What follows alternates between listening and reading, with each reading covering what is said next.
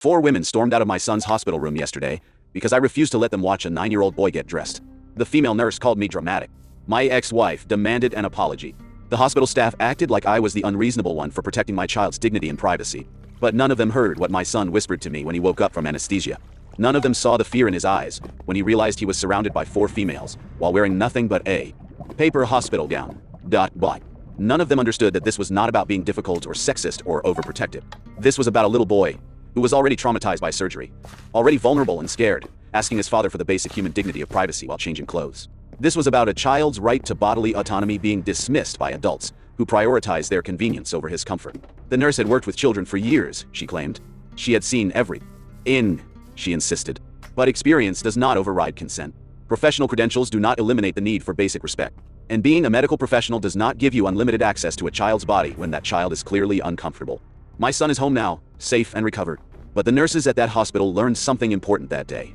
Fathers will fight for their children's dignity, even when it is inconvenient for everyone else. Especially when it is inconvenient or everyone else. The follow-up visit proved everything I suspected about gender dynamics in healthcare.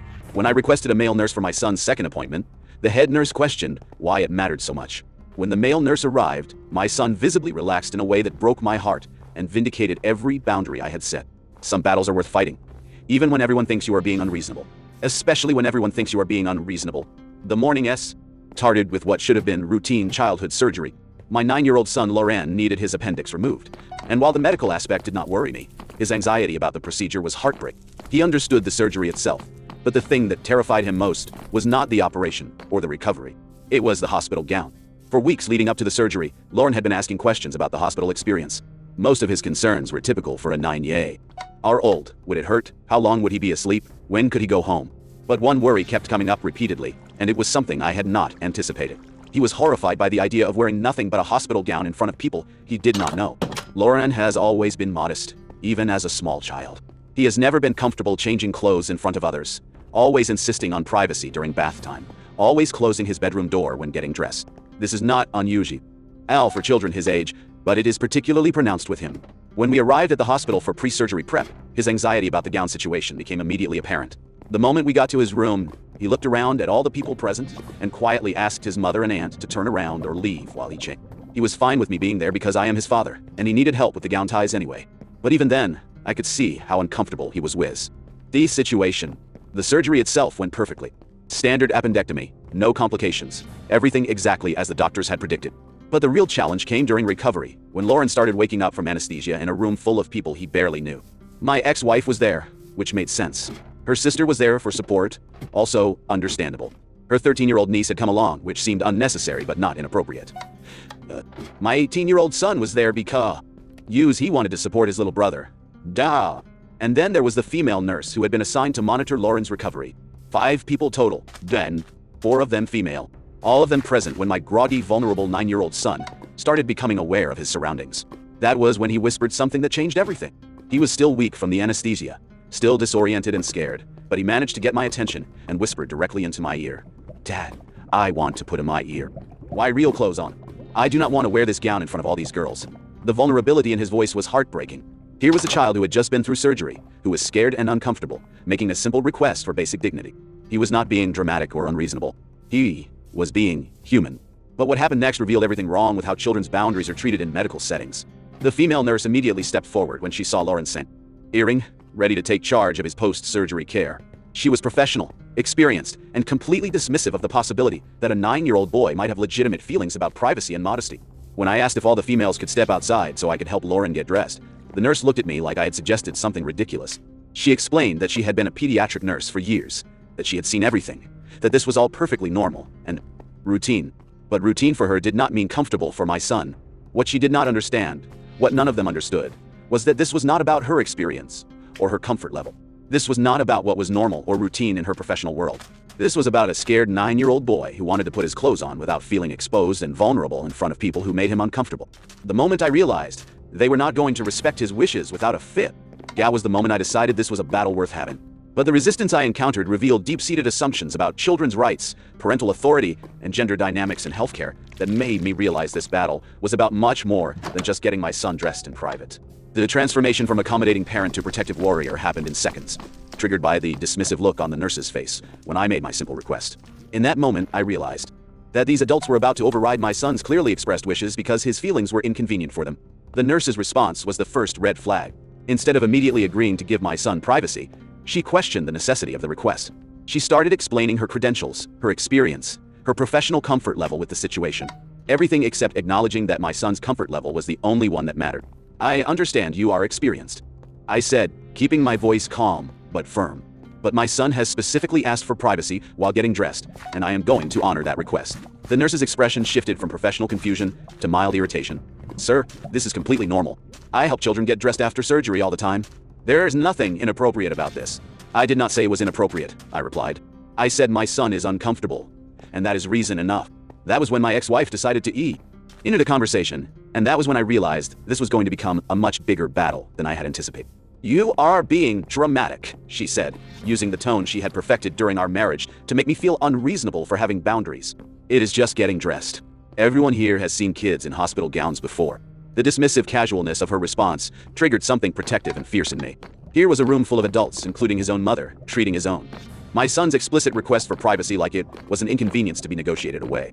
"This is not about what everyone else has seen," I said, my voice getting stronger. "This is about what my son has specifically said makes him uncomfortable. He asked for privacy, and he is going to get it." The nurse tried again, this time offering a compromise that revealed how completely she missed the point. "How about I help him get dressed? That way it is done by someone with medical training, and you do none. I'd have to worry about his incisions." "No," I said flatly. "My older son and I will handle it. We do not need medical training to put on a t-shirt and underwear." That was when the nurse made the comment that transformed my protective instincts into active resistance. "Are you seriously asking me to leave the room because a 9-year-old is embarrassed about getting dressed?" The way she said embarrassed made it clear she thought my son's feelings were childish and unworthy of respect. The way she emphasized a size 9-year-old suggested that children his age should not have opinions about their own privacy. The way she phrased it as a question implied that my request was so unreasonable it deserved ridicule. "Yes," I said, looking directly at her. "I am seriously asking you to leave the room because my son is uncomfortable getting dressed in front of 4 females. His feelings matter more than your convenience." The silence that followed was electric with tension. My ex-wife looked mortified. Her sister looked confused. The teenage niece looked uncomfortable. The nurse looked like she had never been challenged on her authority in a medical setting. "This is ridiculous," the nurse finally said. "I have been doing this job for years, and I have never had a parent make such a big deal about something so routine."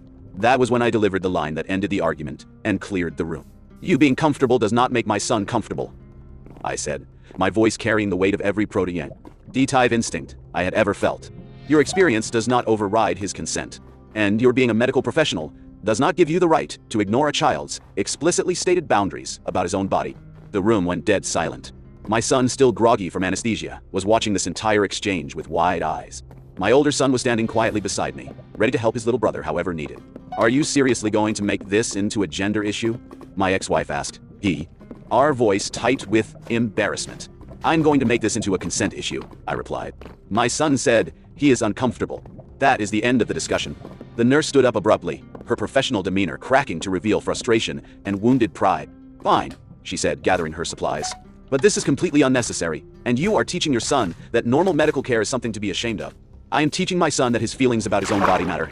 I shot B. Ak. ... And that adults who care about him will respect his boundaries, even when it is inconvenient. As the 4 females filed out of the room, I caught the look on my ex-wife's face. It was a mixture of anger, embarrassment, and something that might have been recognition. She knew, on some level, that I was right. She knew that if the situation had been reversed, if our daughter was in a hospital bed surrounded by adult men while wearing nothing but a paper gown, she would have reacted exactly the thought. Same way, but admitting that would have meant acknowledging that she had been wrong to dismiss our son's clearly expressed discomfort. Once the room was clear, the atmosphere changed completely. Lauren visibly relaxed, his shoulders dropping as the tension left his small body. My older son moved quickly and efficiently, helping his little brother out of the paper gown and into his favorite Minecraft t-shirt and comfortable shorts. The relief on Lauren's face as he got dressed was profound. This was not about medical modesty or inappropriate behavior. This was about a vulnerable child getting to maintain some sense of dignity and control during a scary medical experience. "Thanks, Dad," he whispered as I helped him zip up his hoodie. I really did not want them to see me without clothes. In that moment, I knew that every uncomfortable second of that confrontation had been worth it. My son had asked for something simple and reasonable, and I had made sure he got it, despite the resistance from every adult in the room. The aftermath was swift and predictable. My ex-wife called me later that evening, demanding an apology for embarrassing her and the nursing staff. She accused me of being dramatic, of making a scene over nothing, of treating medical professionals with disrespect. But she never once acknowledged that our son had specifically requested privacy. She never once admitted that his feelings about his own body deserved consideration. She never once recognized that protecting a child's sense of dignity during a vulnerable moment is not dramatic. It is parenting. The real vindication came 3 days later, during Lauren's follow-up appointment. When we arrived at the hospital for his post-surgery check, I made a specific request. I asked for a male nurse to assist with any examination or care that would require Lauren to remove clothing.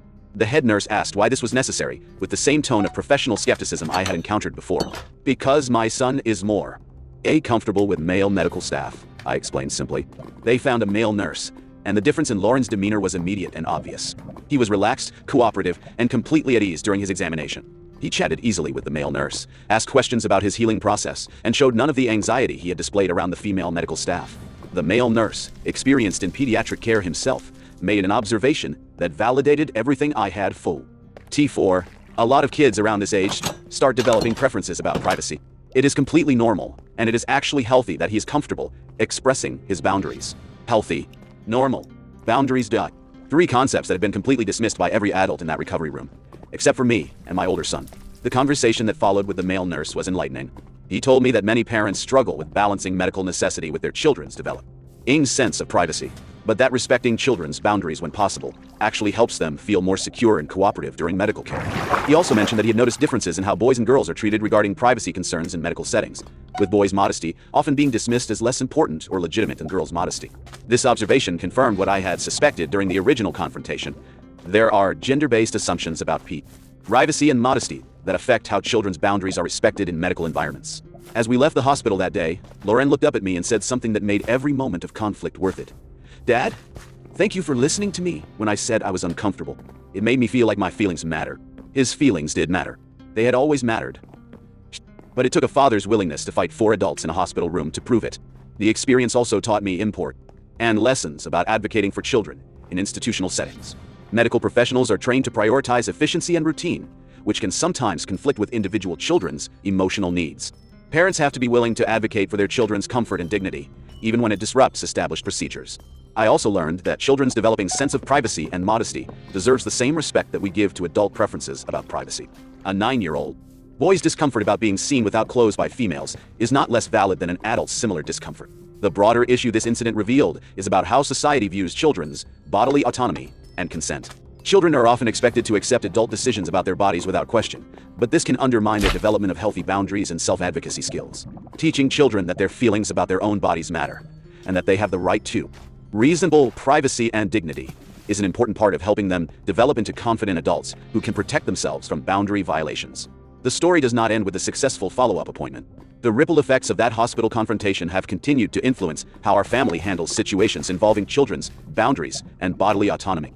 My ex-wife and I have had several conversations since then about respecting our children's developing sense of privacy and modesty, conversations that probably would not have happened without that dramatic moment in the recovery room. More importantly, Lauren has started speaking up more confidently about his comfort levels in various situations. He has learned that his feelings about his own body are valid and worthy of respect, that adults who care about him will listen when he expresses discomfort, and that asking for privacy is not shameful or dramatic. This experience has also changed how I interact with medical professionals when my children are involved. I have become much more proactive about discussing privacy preferences before medical appointments, ensuring that my children's comfort levels are established and respected from the beginning, rather than fighting for them in the moment. The response from other parents when I have shared this story has been revealing. Many fathers have told me about similar situations where they felt like they should advocate for their children's privacy, but were not sure if they were being reasonable. Many mothers have admitted that they might not have considered how their sons would feel about female medical staff during vulnerable moments. But the most important feedback has come from medical professionals themselves. Several nurses and doctors have reached out to say that my story made them think differently about how they approach privacy with older children, particularly boys who might not feel comfortable expressing their discomfort in medical settings. One pediatric nurse told me that she had never considered how a 9-year-old boy might feel about changing clothes in front of female staff, because in her professional world, children's bodies are viewed through a medical lens rather than a personal one. My story helped her understand that children do not automatically share that clinical perspective, and that their emotional comfort is just as important as their medical care. The broader conversation this incident has sparked is about the intersection of children's rights, bodily autonomy, and gender dynamics in healthcare settings. How do we balance medical efficiency with emotional comfort? When do children's preferences about privacy start to matter? How do we teach kids to advocate for themselves in situations where adults might dismiss their concerns? These are not easy questions, and they do not have universal answers. But what I learned from fighting for my son's dignity in that hospital room is that children's feelings about their own bodies should never be dismissed as inconvenient or unreasonable.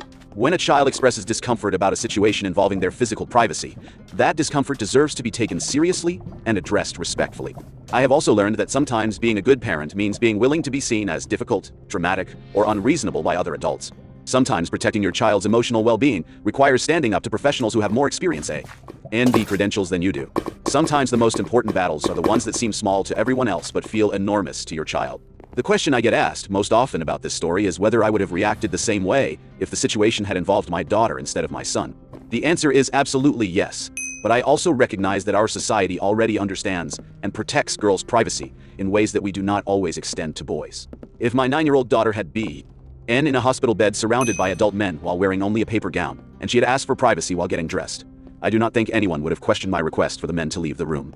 The fact that my son's request was met with resistance and dismissal reveals some uncomfortable truths about how we view boys' feelings about privacy and bodily autonomy.